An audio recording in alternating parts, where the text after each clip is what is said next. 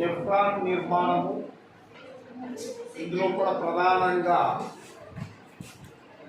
రెండు భాగాలు ఉంటాయి. నెఫ్రాన్లో రెండు భాగాలు ఉంటాయి. ఒకటి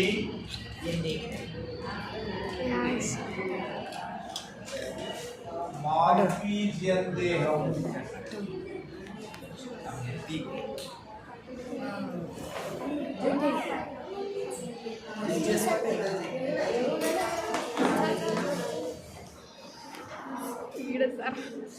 రెండవది వృక్కనాళిక.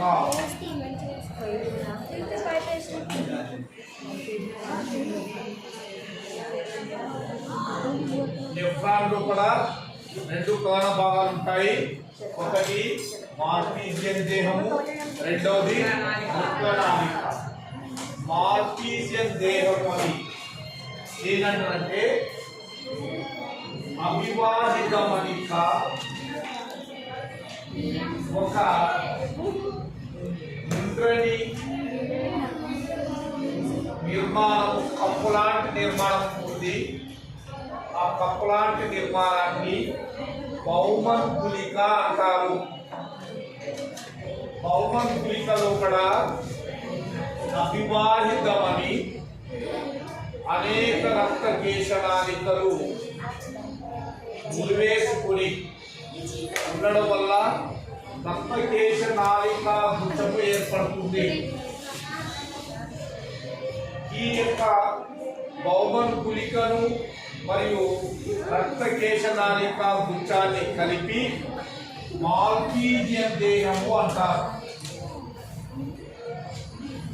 మరి ఇందులో మనం నెఫ్రాన్ చూసినట్లయితే అవివాహితమణి యొక్క వ్యాసము పెద్దగా ఉన్నది, అపవాహితమణి యొక్క వ్యాసము చిన్నగా ఉన్నది. అవివాహితమణి ద్వారా వచ్చే రక్తము బహుమంతులికలోకి ప్రయాణిస్తుంది. బహుమంతులికలో కూడా అనేక రక్తకేశనాళికలు బట్టలు పడి ఉంటాయి. దాన్ని రక్తకేశనాళిక గుచ్చమంటాము. ఈ యొక్క బహుమంతులిక యొక్క నిర్మాణం మనము ఇలా చూసినట్లయితే ఇందులో కూడా ఏకకణితమైనటువంటి చిన్న చిన్న రంధ్రాలు ఉంటాయి. ఈ యొక్క గోడల్లో ఉన్నటువంటి ఈ రంధ్రాలు రక్తకేశ నాళికల్లో కూడా ఉన్నటువంటి వ్యర్థ పదార్థాలను, రక్తంలోకి వ్యర్థ పదార్థాలను వడగట్టడం వల్ల ఇవి రక్తం వడగట్టబడుతుంది. దీన్ని ఇంగ్లీష్లో కూడా ఇదే బహుమంతులికను గ్లోమరులస్ అని కూడా అంటాం. ఇందులో ప్రధాన చూసినట్లయితే నెఫ్రాన్ యొక్క నిర్మాణంలో కూడా ఒకటి అవివాహితమణిక, రెండోది అపవాహితమణి, మూడోది బహుమంతులిక, 4 రక్తకేశనాళిక గుచ్చము, 5 సమీపస్థ సంవలికనాళము మరియు 6వది ఏలిసిక్యము, ఇది యు ఆకారంలో ఉంటుంది. 7వది దూరస్థ సంవలిక నాళం. తర్వాత 8వది సంగ్రహణ నాళం. ఈ సంగ్రహణ నాళము త్రోణిలోకి తెరుచుకుంటుంది.